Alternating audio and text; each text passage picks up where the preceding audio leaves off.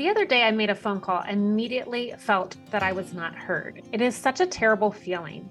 And it was a moment of pause and wonder on my end if the operator, the person that was answering the phone, had the training that was needed to convey the business that they were supporting.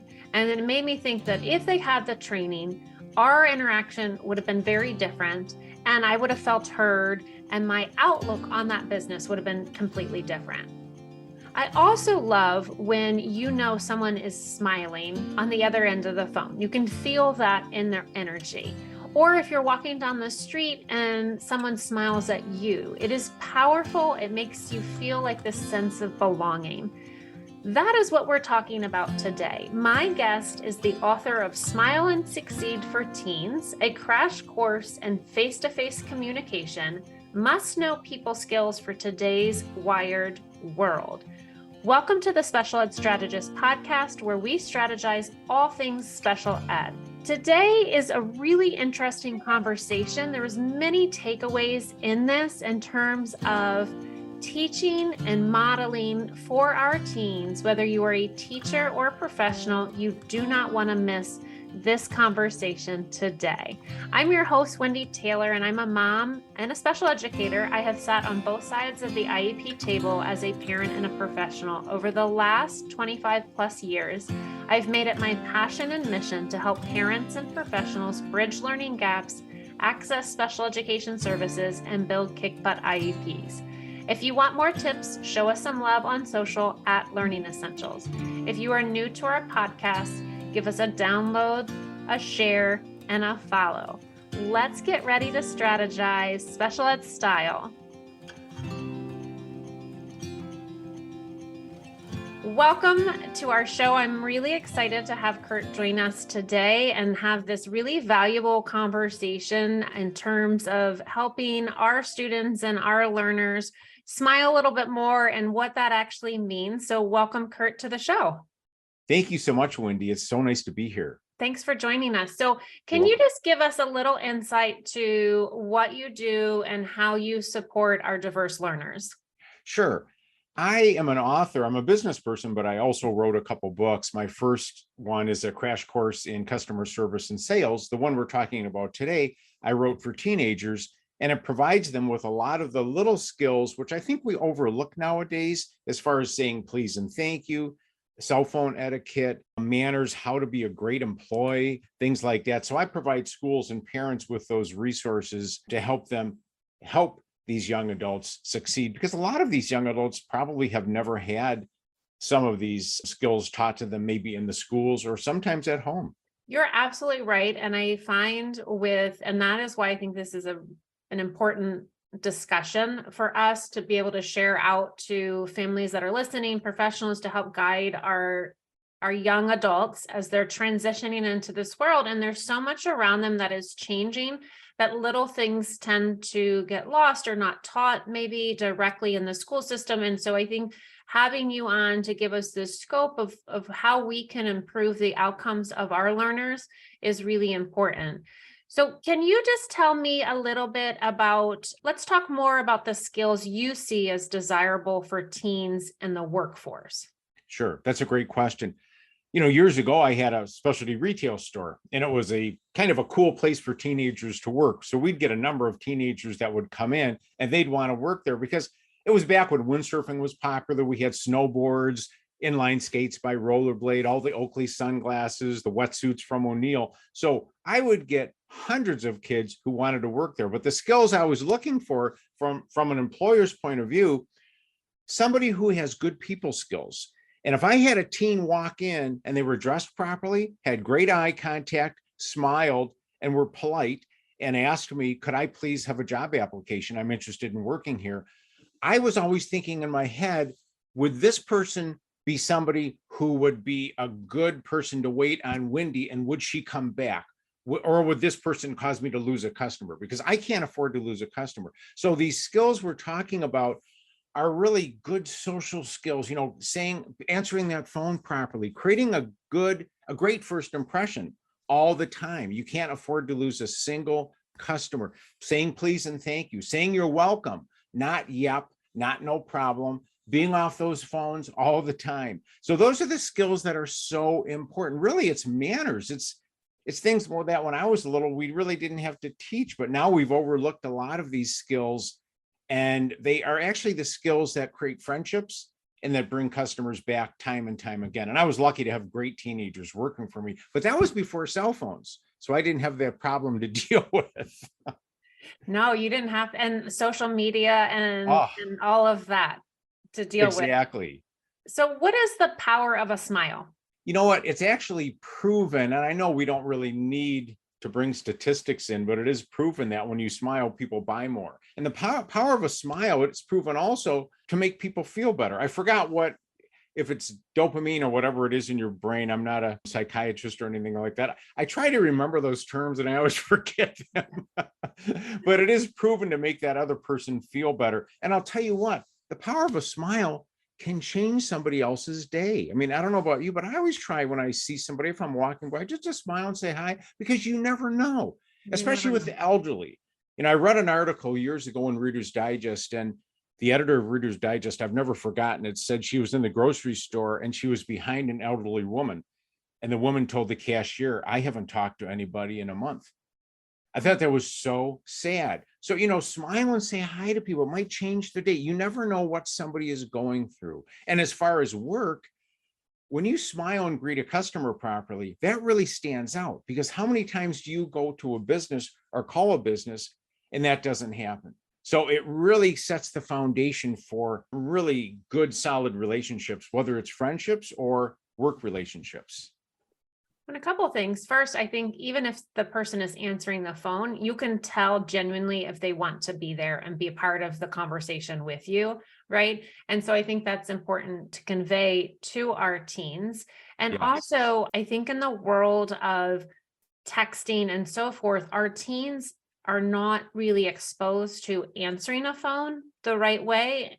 And so I'll even teach my students and parents that I work with about practicing, because as you're transitioning to life and to post-secondary, you may need to make a doctor's appointment. You may need to make some type of phone call. And so for some of our learners, having that time to practice physically, dialing the phone and being able to leave a proper voicemail is really overlooked, I think, a lot of times.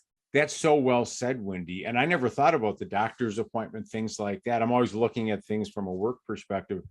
You're absolutely right. That is so overlooked. And I have that in my parents' guide and my teaching guide. Actually, I have role playing, because when I was writing my book, I had a group of teenagers help me over 9 months writing the book just to get their input.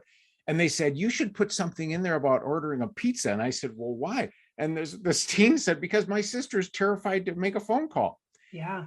You're absolutely right. Yeah, but kids are not, they're texting and they're doing things like that, but they're not talking on the phone. And that's so important at work. I mean, how many times have you called a business, an adult or a teen has not answered the phone properly and has not answered it with a smile, which Yeah. makes a huge difference.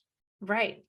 And kind of to the point about employment, practicing that, because if you're going to follow up with some sort of voice message or call to a potential employer, have your child practice ahead of time, have your team practice ahead of time, because that really is setting the seed. Like you said, when somebody came into your storefront and was like, I would like to work here, you kind of shuffle into two different categories of thought. And I know we're not supposed to make this instantaneous judgment, but you kind of think, all right, how are they carrying themselves? What does their voice sound like? And that really kind of then can set the stage for later in terms of that connection with, like you said, future folks that are coming into your store and repeat customers. Exactly. I was in Aldi last night and I was buying some groceries, and the cashier, she smiled. She said, oh, these sardines look great. I mean, it's just that interaction and that smile. And I thought, what a great employee. It just in your brain, it sets that person apart from so many other people. And for business, it's critical. It really is. I can't tell you, when we had our business, because I was on the floor all the time, so I'd watch this happen. We had great teenagers. They were always smiling, saying hi. If you left the store, bye, Wendy, have a great day. We look forward to seeing you again. I mean, how many times does that happen? But I would watch through the years, like, you come back, bring a friend, that your friend would come back and bring all their friends. maybe the first purchase was a swimsuit, but the third purchase was $6,000 for a windsurfer, the wetsuit, the car rack, the inline skates, the surf clothes, the sun, everything. And that would have never happened had that first interaction not been with a smile. That's and right. they become friends. Your customers are your friends. So it's so powerful. So whose job is it to teach kids these skills? I think it's the parents. I really do. The schools teach that, but it seems like schools, everything gets thrown on the schools. Yeah. If there's something new out, the schools should teach that. Thinking they'd have to be open 24 hours a day to do. I feel bad for some of the teachers. I think the schools, of course, because sometimes maybe the parents overlook it, and maybe the parents were never taught those skills. I had a doctor who was a doctor for my mom. She had a terrible receptionist, but the doctor had great people skills, but the doctor didn't recognize how bad her receptionist was. And I had to politely tell her that, you have great people skills, but that person, you want somebody with great people skills in your reception. That's the first contact. And she really didn't understand. She goes, well, don't we have somebody like that? So I think it's the parents, if they've been exposed to that before, but sometimes if they haven't, then I think at least let's have the schools teach it also. Right. Let's talk a little bit more about communication. How do you define effective communication?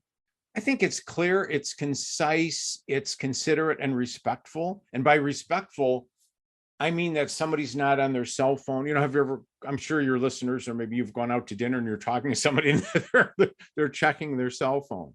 Yeah. So that's how I would say, very respectful, polite, and clear. What does that look like socially? Socially, it looks like you're giving that person your full attention, and you're also listening well. So you're not just listening in order for them to stop so you can start talking, but you're listening and asking them questions and engaging that person and really showing an interest in what they're talking about. And I think that's so important. And again, not being on the cell phone, not looking at other people that are walking by, paying attention to that one person and making them feel like they're the only person that matters. Which means a ton, for sure. Yeah. How do we convey that to our teens, again, when their way of communicating is through a cell phone? That's a great question. I think what you said earlier, Wendy, is so important, to practice and role play and role play and role play. When I had our store, we used to practice all the time, but I knew a particular business that didn't answer the phone properly. And that was before caller ID. So I could call that business when I had my store meetings, and I would ask my teens, how would you feel if you called that business and they just answered it that way? And they'd say, well, not very good. Would you buy something? Would you go there again? No. So let's practice answering the phone properly. So I think a lot of role playing. And I also think, and this is just my opinion, and I don't know how you feel about this, I still can't figure out why we're giving kids smartphones in the first place, considering all the negative and awful consequences that can come with them. And I'll tell you, my friend has the Little Caesars up in Canada, and I talked to him the other day. He said, Kirt, I have a lot of teens working for me. If I catch them once with their cell phone out, they're fired. We don't give any warnings, because I can't lose my business or a single customer over a bad experience from a teen. And I'll tell you, I don't know why these kids have these cell phones. I really don't understand why parents are just giving them a smartphone like that, given all the terrible consequences. Because if they didn't, we wouldn't be talking about this right now. Yeah, I think that's a whole other show on that. I think it is too. When to get a smartphone and Yes. how that works out. You kind of led us to that. What would effective communication look like professionally to support our teens? How could we guide them with that? I think, like we talked about before, first giving them the information so that they're aware of it, and then doing a lot of role playing with that, as far as maybe it's volunteering at a farmer's market. Maybe they're doing something like that, standing up, smiling at everybody that walks by and saying, hi, how are you? Engaging every single person, never being on that cell phone. Again, giving that person your full attention, whether it's somebody, a customer or a prospect walking by, a customer coming in the store, or a friend that you're simply talking with. And, doing this properly, not using slang, not interrupting them, using clear communication and being respectful, using full sentences, If you meet somebody for the first time, it's not, hey, bro, it's it's hello, hello, Tom, how are you? Or hi, Wendy, it's nice to see you again. Some teens have these skills, but then some don't. So I think the ones that don't, we owe it to them to provide them with the information and let them practice it. I think we have to give them credit too. A lot of these teens are smart. When a lot of teens tell me, I'm glad I have this information. It's valuable. I need to learn it.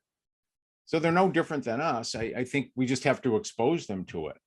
That's right. And I think as a parent, you can do that by modeling it, whether you're at your dinner Yes. table with you in your home, or you're going out to supper as a family, or with, friends or whomever you're going to supper with, and then having that conversation ahead of time with setting those expectations for that child or that teen of what to do with that. And I think also having that opportunity to practice, say, ordering at a restaurant and you can do that at a super young age. We have 3 boys, and we had always started that when they were little, in terms of having them start to order for themselves, so that you can really kind of work on that clear communication. If a student or a teen is not in a home where that is not modeled or so forth, what could a professional or an educator do to encourage that effective communication for that student to help model it for them? That's a great question. Let me first say, I love that you're having your kids practice ordering in a restaurant.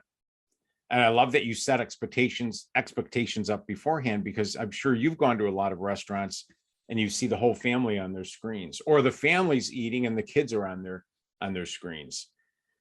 So to set that up for a young adult who hasn't had that experience, I would take one situation at a time and tell them, why don't we practice just smiling and saying hello to that waiter when they come by, and saying thank you.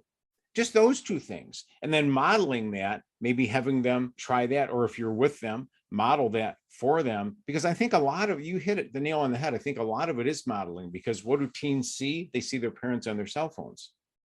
And I see this all the time at dinner. So what are the kids going to do? Right.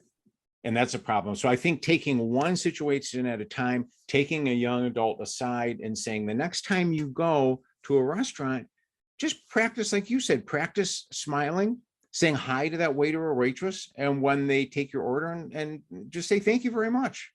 Practice these and say, please.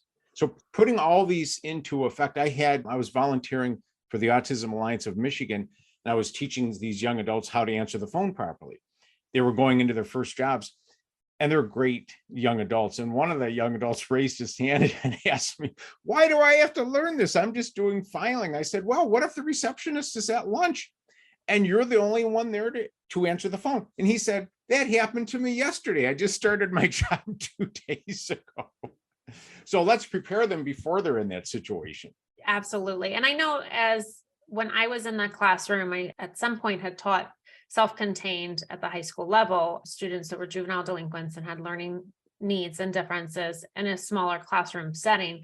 And we would practice that, and I would model it within the classroom as an educator. And a lot of times, this was in the South, and they would say, oh, Miss, why do I have to do this? And I'm like, in our community, our classroom community, this is how we are going to do it here. And hopefully you're going to take some of this and go and add it to when you're in your community outside of the school and outside of our classroom. And so they really started to get that sense of that modeling of please and thank you, and, not yeah or but, and even with my personal children, if I ask them something, I really am big on it's either yes or yes, ma'am. And I know I get a lot of some pushback for that, or people, but I just think it's important to model these basic skills. So in the world of disabilities, communication can sometimes present some barriers. How do teens with disabilities who use communication devices, how can they ensure they are effectively communicating if they have a communication device? Do you mean as far as if they, and let me preface one thing, just so I'm not an expert in what happened. I wrote my book for all teens, and then the autism community picked it up and the special education community picked it up. So I don't want to pretend to be an expert as far as special education, because I'm not. But as far as what you're asking, as far as if they have a device, do you mean if they're deaf and have a little device on their like the audio device that they use, things like that. Right. So if they use a like a touch screen to use as their communication piece. Oh, great point. I think it still holds true. I think the body language is so important. I think the eye contact, if they're comfortable doing that, if they're not, look at somebody's nose or mouth. I think that respect can still be shown. And I think that they can text or however else they're communicating, but then after they're done texting or using that device to communicate, still look up and smile. And when the person answers, then answer with full sentences, complete sentences, please and thank you. I think everything can still be done. It's just a different method of communicating. That's right. Let's talk about the importance of face-to-face communication. Sure. And how is it changing for our teens now? And then how do you see that changing in the future? Yeah, I've really noticed it changing. I've noticed, I called a store the other day. Who did I call? That was, yeah. And, I could just tell they didn't, it was a bike store and it was a teen. And I think what's changed is these young adults are so used, like you had mentioned, so used to being on these screens, they're very uncomfortable with face-to-face communication, even if by phone, if it's just phone communication. And I can also tell that the employer didn't train this person, but as far as how it's changed, I think it's changed dramatically. A lot of these young adults, like I said, are so used to looking down at a screen, it's very uncomfortable for them and not the norm to have that powerful, effective face-to-face communication, which you and I are used to.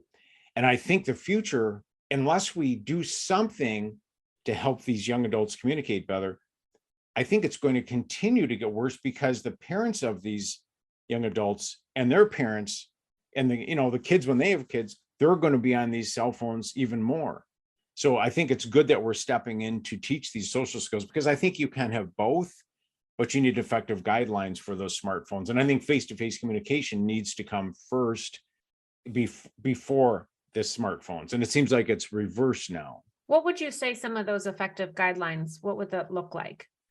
I would say effective guidelines really are, I hate to sound like this, but me personally, it would be master the face-to-face communication first, and then we'll talk about getting you a smartphone.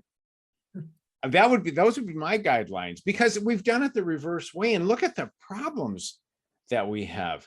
And just a parent or the school setting up social skills programs. But I think at the youngest age possible, I think elementary school is great. I think over in England, they have classes in kindergarten that are actually employment classes, where the kids are learning to greet that customer properly. So that's what it would look like for me, practicing this and giving these kids the information they need at a young age, at least by middle school, and helping them implement these, and maybe having some guidelines at home, like no cell phones at night. You turn them in.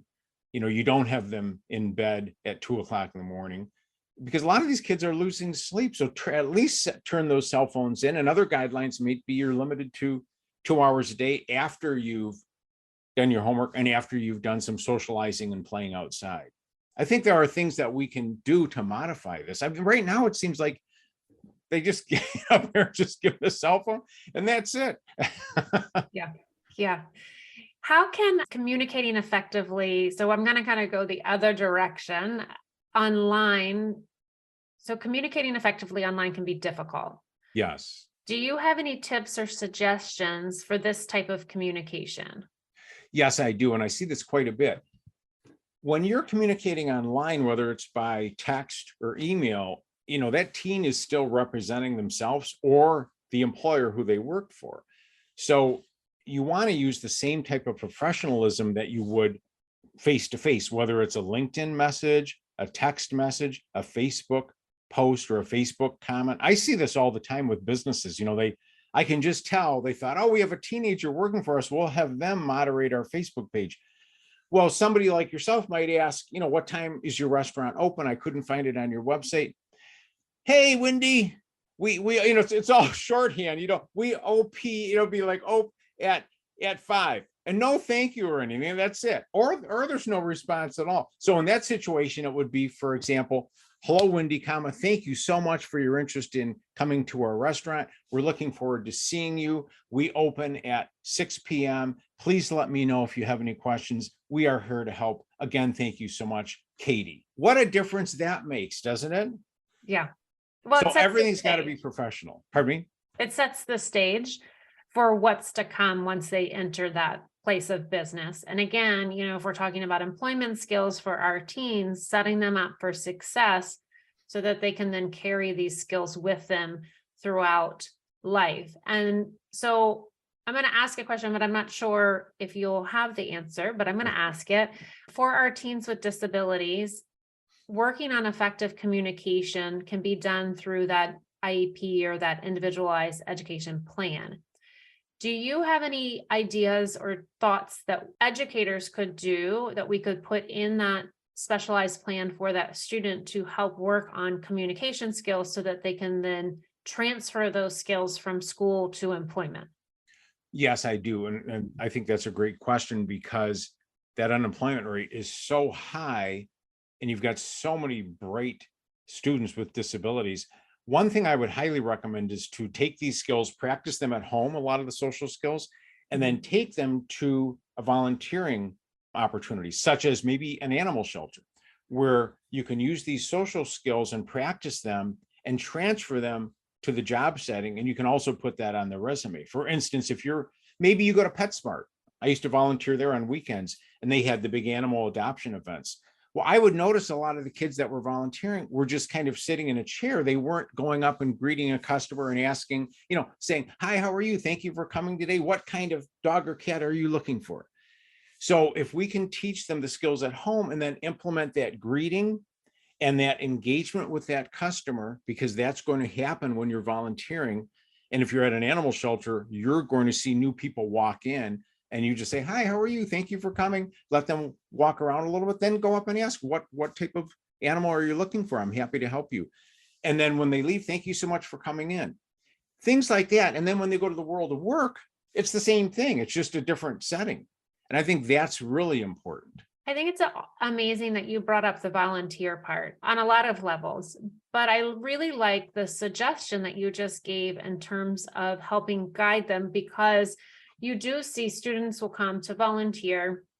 They may be required to have a set amount of volunteer hours, or they want to volunteer for other reasons, but they may not have the specific direction of what to do while they're there. And I think what you just said is spot on, right? So a student comes to volunteer, if the person that's doing the organization of that event of volunteering and coordinating those volunteers, they may not have gone through explicitly what you just said in terms of smile and greet and give a pause and let that person look through and then come back. So I think giving that information ahead of time is incredible for a better outcome of the volunteer experience for not only the team, but for the organization within itself. Perfectly said, Wendy, because a lot of these opportunities, the parents can even ask their kids, if the child says, or the young adult says, I'm going to go volunteer, the parent can say, oh, what will you be doing? Let me give you a recent example. Oh, I'll be helping our Rotary Club. I'm part of Rotary Interact. I'll be helping our Rotary Club. They're volunteering to park cars at this gala event for this nonprofit.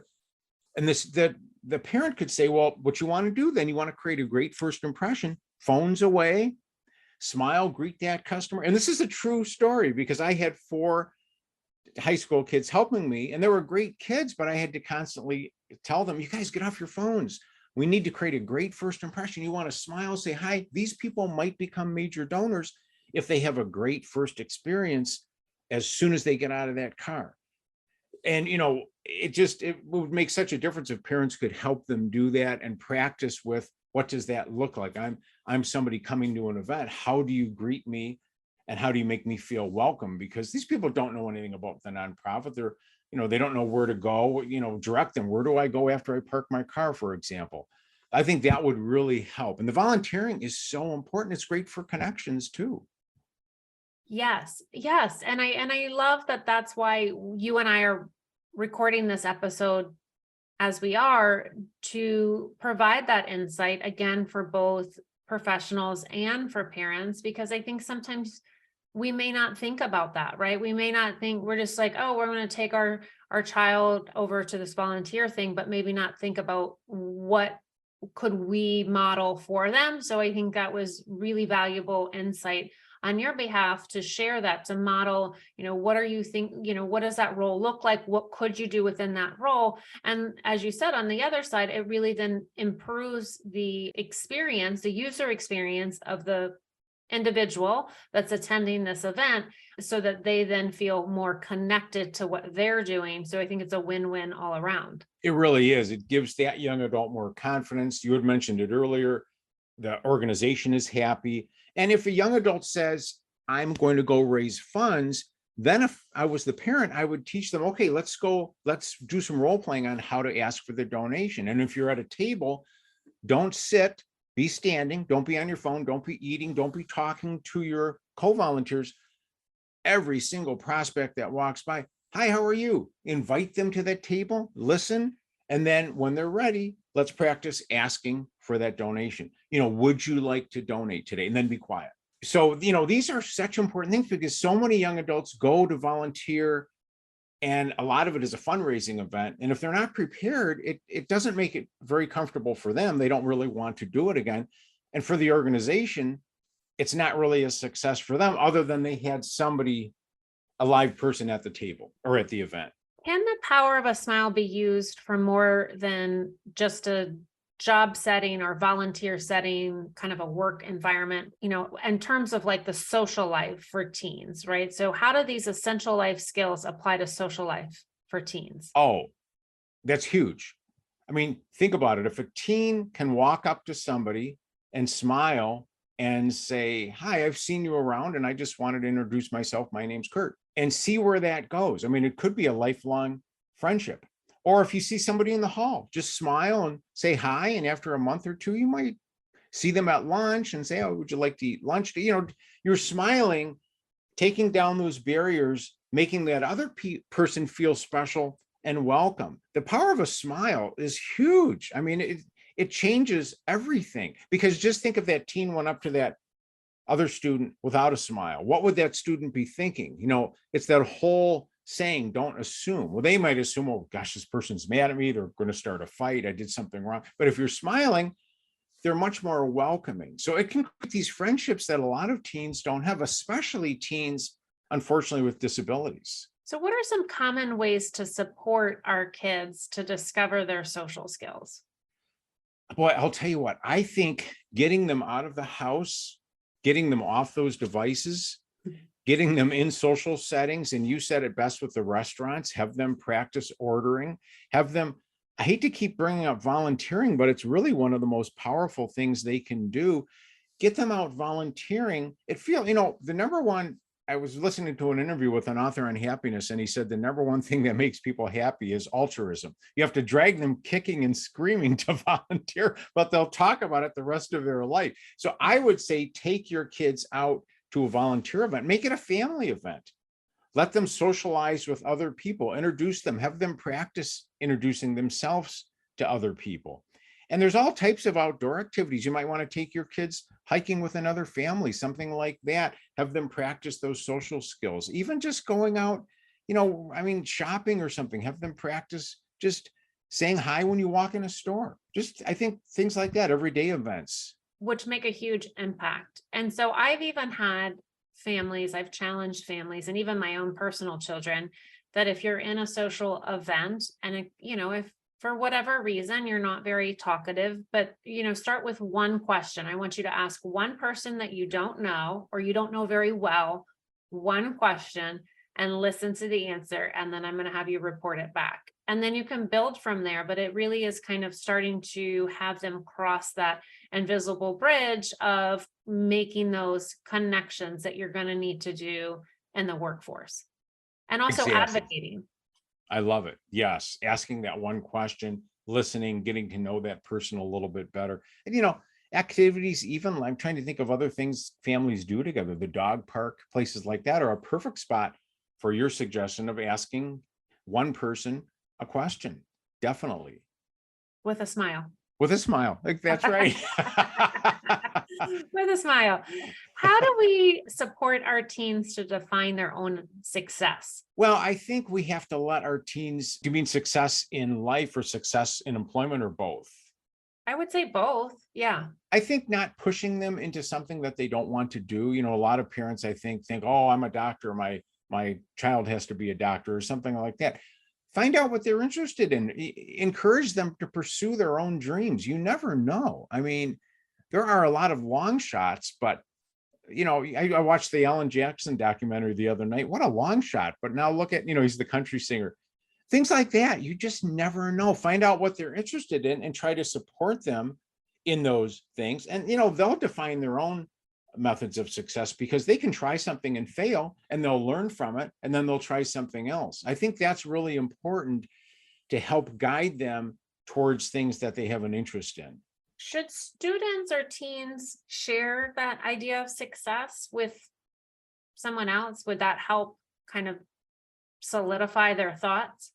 Sometimes it does, sometimes it doesn't. I think a lot of times, if you're talking about something that you really want to do, unfortunately, a lot of people automatically, oh, that will never work. So I think with sharing it with the right people who will be supportive of your idea is great. Maybe your best friend or somebody that's always been encouraging to you. I think that's smart. But sometimes, I don't know if you've seen that, but sometimes people just think it's a crazy idea. Maybe you've got a young adult who wants to be a doctor and they're not good at science, and they tell everybody that, and everybody says, oh, you'll never be able to do that. But, determination and persistence, that's really 99% of it. Yeah, absolutely. Absolutely. What are the 3 top career skills for teens to master sooner rather than later? Boy, that's another great question. I think social skills such as the greeting we talked about, because they're going to be greeting that employer in the interview. They're going to be greeting people at work, and they're going to be greeting friends. So I think that type of social skill. I think phone etiquette is really important, and that includes making sure their voicemail is professional. Mhm. That's super important. They might have a phone call from an employer or a prospective employer, and also have a phone call from a customer. I think that's really important. The other thing I want to mention is cleaning up their social media accounts, Mm. because you can do a search, and if I see Katie's Facebook page and it's wide open, and I see her drinking and drunk, a video of her at college in her sorority, I'm really going to think twice about, do I want this person working for me, and do I want the liability? Maybe not. I'll go on to the next candidate. So I think that's really important. And I think just having that customer, are you talking about work social skills at work too? Yeah, all of it. Okay, yes. I think having that mindset, putting yourself in that customer's shoes, which a lot of people have trouble doing, and having the social skills to have empathy for that person and understanding, and not just brushing that person off. If they have a question such as, do you carry a size 5 woman's shoe or something? I'm just making this up. Instead of saying no, say no, but you know what? Let me go find out. Let me go find out if we can do a special order, or maybe we have something in our other store. Going the extra mile, I think, is a great social skill. Whether an employer asks you to stay late one day or work a weekend, really having that mindset of treating that company that you work for like it's your own business, Yeah. and treating that customer like it's your best friend.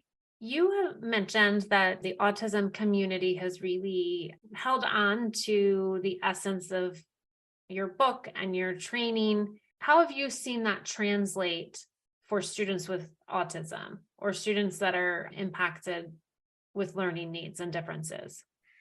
I hear from a lot of teachers, especially project search instructors, because a lot of them use my resources.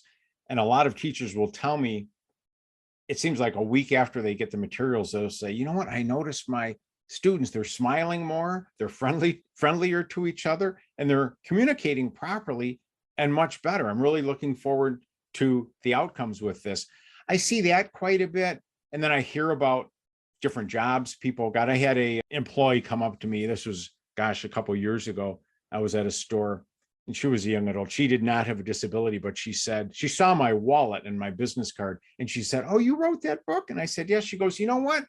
our employee uses that book for training here. And I wish he would have bought enough copies because I don't have my own copy. But she said the very first customer I waited on after I read your book, she called my manager to tell him, I'm sorry, what a nice job I did. What a great I story. think these are just, these are Yeah. skills that we shouldn't really even have to teach. They're just the simple little things that are the big things in business and for students with autism, because a lot of teachers tell me they like the material because it's short and quick and easy to read for short attention spans. It has visuals with educational captions, and there's no wasted words. So it's really quick, and they're the skills that the students need to get a job and keep a job. How do we get teens invested in this process? I think exposing this to them. Here's one thing I notice a lot when I'm at trade shows and I'm a vendor. The parents of the neurotypical kids will always be, oh, my teen won't read that. And then if they do get my resources, I'll see them 2 months later and they'll say, I caught my teen in bed the other night reading your material. Or I had one lady say, oh, my son's in 7th grade. He's more of a hunter type. He hates reading. But she said, I'll spend the $15 just to take a risk. And I saw her a year later. She ran up to me and she goes, good job. My son read your book and even took it to school to show his teacher. I think we have to give our kids some credit that, they can read even though they're on their screens. Now, the parents of the neurodiverse kids, that's not the same issue. I think they're hungry for any type of resources. So I think to get teens to buy in, I think first we have to expose them, give them some credit that yes, they can read, expose them to the material. Because what I found is most young adults seem to know they need these skills. I mean, I hear from them all the time and they'll say, you know what, I slouch a lot. Thank you for writing the book. Or I want to start a dog walking business. I never know how to do it. Thank you so much. It seems to be the parents that don't want to give the kids these resources in many cases. They just think they don't give their kids enough credit. They think, oh, my kid will never read that. Well, let's give them a chance, whether it's my resources or somebody else's. So I think exposing them to it first, because it's, my resources, I spent 9 months with teenagers and they helped me write it so that other teens would read it. So if teens won't read my book, I don't think they'll read anything. I don't know if that makes sense, but what is the relationship between social skills and customer service? Oh, huge.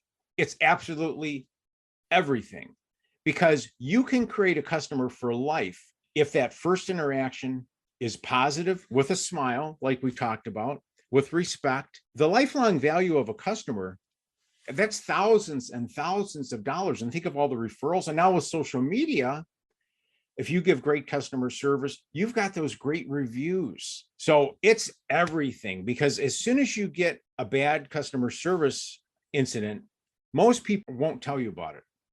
Most people will just never come back. So for business, it's everything. For schools, it's everything. With the parents, with the students. I wouldn't start a business without, in fact, our store was a startup retail store. We had a competitor right across the street, a competitor down the street. Nobody would sell to us because all the lines were tied up, all the brands. But those two other businesses were out of business in 2 years. It wasn't anything we did. They just had bad service. And we had great teenagers who had great service. It's everything in business. Work, as we know, can be super stressful. How do we teach our teens to navigate that stress? I think a big part is preparation, like you're doing when you go to a restaurant. I think just throwing our young adults into a job or a career, whatever it is, without preparing them is really a recipe for a ton of anxiety and stress and disaster. I think preparing them with these social skills we're talking about, so they're comfortable with coworkers, they know how to interact with customers and their employer and how to be respectful. It's a much better outcome for them. And it gives them confidence. If we teach them these skills first, then they have confidence. And when you have confidence, the stress level goes way down. When I had our 6-week training program for our teen employees, they got on that sales floor and they were so confident. I would listen to them. I was so proud of them, because you might walk in and say, well, what's the difference between the stitching in this O'Neill wetsuit and the stitching in this one? And they were right on it. I mean, or what's the difference between this bearing and this rollerblade and this bearing? Why is this more expensive? They had all the answers, and they had the answers about the competitors, and they were great. but they had that confidence. They didn't have any stress. When they first started, if I would have just thrown them on the sales floor, they would have quit. I would have felt awful and they would have been full of anxiety. I mean, who wouldn't? So I think prepare your kids as much as you can for that workplace before they get in there. And if they can do some volunteering in that sector, I think that helps them get some product knowledge also, but learn as much as they can about the company, about the competitors before they get on the job, in case the employer doesn't teach them that, which a lot of employers won't. How do we connect with our teens at their level? I think I think it's important to provide guidance and leadership and be, like you said, a good role model for them. I think setting high expectations is really important. I think starting out in baby steps, if they've been kind of connected to those cell phones and addicted to them, I think maybe connecting with them and saying something like doing some role playing. Say, how do you go up to a friend when you're making friends? Oh, I just tap them on the shoulder. Well, how would you feel if somebody came up to you and just tapped you on the shoulder? What if somebody came up to you and said, "Hi, Brad, how you doing today?" Well, Brad might say, "Well, I'd like that." Well, can you practice that today? Something like that. Just start out with baby steps, really small, one thing. Have them practice it, get confidence, and then come back, see where it is. A week later, have them practice another thing. I think on their level, I think they're looking for guidance and leadership. I don't think they're looking for parents that just want to be their friend. I think they're looking, I think they respond well to some benchmarks and some rules. Who doesn't? I don't like to know. I don't like not to know what's going on. Everybody likes that. So I think start them off with baby steps, one social skill, maybe a week, see how they do and be flexible with it. What can parents do if they're worried about their teen or their student that they may not be quite prepared socially, behaviorally, or ready for the career world? I think that's really common. And I heard a grocery store owner the other day, and he came up to me and he just said, "These young adults, they're not prepared. They're not ready. I can't even use them." So I think to prepare them for success, I think like I said, the younger, the better. Practice these social skills with them, and then have them, I'm going to bring up volunteering again, then have them go volunteer in something they're interested in to practice these skills and maybe have a part-time job. I think having a job is so important for our young adults, whether they're in, in middle school, having their own lawn service or something where they're mowing 5 lawns a week. Don't have a lawn service mow your lawn for you. Have your young adults do that. And then in high school, have them get a part-time job. I think that's the most important thing they can do. Prepare them with the social skills, have them do some volunteering to practice them, and then have them go get a part-time job to gain confidence. They can fail. They learn grit. It's another great book is Grit. Wish I would have read that when I was their age. But yes, I think the part-time job is huge in something they're maybe interested in. If they're not, it's still teaching them the foundations for success, like working at McDonald's. I had kids that worked at McDonald's and I knew they are going to be great employees because they have those foundational skills. I love how it's broken down, right? I think you have made this very approachable for whether you're a parent or a professional supporting students of all different types of learners. But I think first and foremost, modeling it within a home, modeling it within your classroom or your office where you engage with teens, and then taking that step by step, and that from just an educator's standpoint is an excellent way for our students to be able to learn to break it down to the smallest chunks that particular student needs. And I think volunteering, is brilliant with the lens of what skills can we teach them within this volunteering space that can then transition over to a paid engagement within a company. And then you're also networking and doing all those good things with volunteering and getting an experience of something that you may be interested in. So I think that's excellent advice. As we wind down our conversation today, is there something that I did not ask that I didn't know enough to ask I should have asked you? That's a great question. You were going to ask me my favorite resource, I think, something like that, or my favorite person, I think. I am, yep. Well, I discovered That's on gonna be my LinkedIn. next question, but we can line it all up together. I'll give you 2 answers. Well, one, my favorite resource is a book called Disconnected And my favorite person who I met on LinkedIn is Tom Kirsting. He's a psychotherapist, and he was a school counselor. And I recommend all parents and teachers read Disconnected. It's about the smartphones and what's happening to teenagers to their brains with the smartphones. And as far as a question you can ask, maybe ask how I was connected with Temple Grandin. Yes, please. Yes, tell us that story. Well, I was watching the Detroit Red Wings hockey game. It was 7:30 at night, and my phone rang, and I thought it was a crank call. It said Temple Grandin, but I answered the phone. She's wonderful. She talks really fast, and she said, "Kirt, read your book today? You used my testimonial to get this book out to all teens to lower the unemployment rate." And I said, "Hold on, I have to get a piece of paper and a pen." And then she even said, now that I remember, she said, "I love your chapter on volunteering and the animal shelters because that will transfer into the jobs." And I told her I loved her movie, and I've got some of her books. The reason I say animal shelters too is it's proven that the number one thing that teens care about are animals. So why not let them do something that they enjoy? Excellent. What would it be and why if you could have a billboard with one tip for parents? I wrote this down because I thought it was such a good question. You are not doing your kids any favors by giving them a smartphone. That would be my billboard. And I know that may not be popular, but I think it's so true, because I think a lot of things that at least my parents did that I didn't like when I was younger, now that I'm older, I really respect that. I'm like, you know what? They were absolutely right. And they were from the greatest generation, and they were strict, but I appreciated it, because had they given into some of those things, I would have been worse off. How can people find you? Oh, my website is www.smilethebook.com. And my book is Smile and Succeed for Teens. It's a crash course in social and career skills. And I do have a teaching guide, a parent's guide, classroom packs, and an online course, and an audio book if you have students who don't like to read.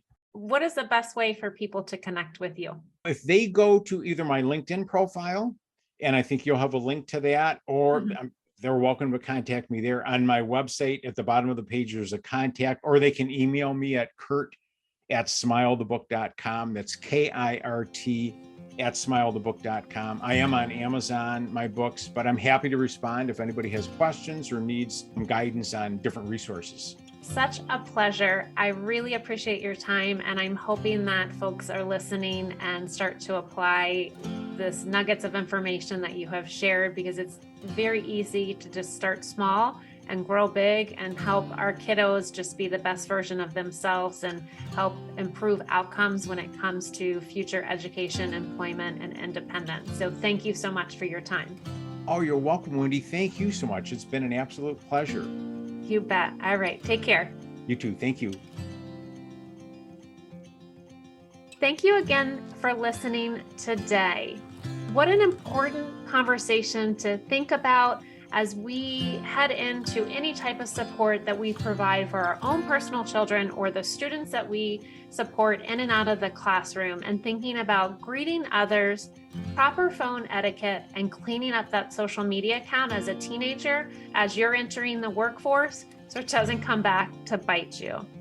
I also want you to think about high expectations as the adult to be that role model. Start with baby steps. And I love the idea of volunteering and volunteering in with animals to help build that capacity for our students so that they can then be successful. Thank you again for strategizing with us and spending your precious time listening. If you've loved what you've heard, give us a like and a follow at Learning Essentials. Looking for free tips? Head over to learningessentialsedu.com, and you can download free tips to prepare for an IEP meeting plus bonus questions to ask.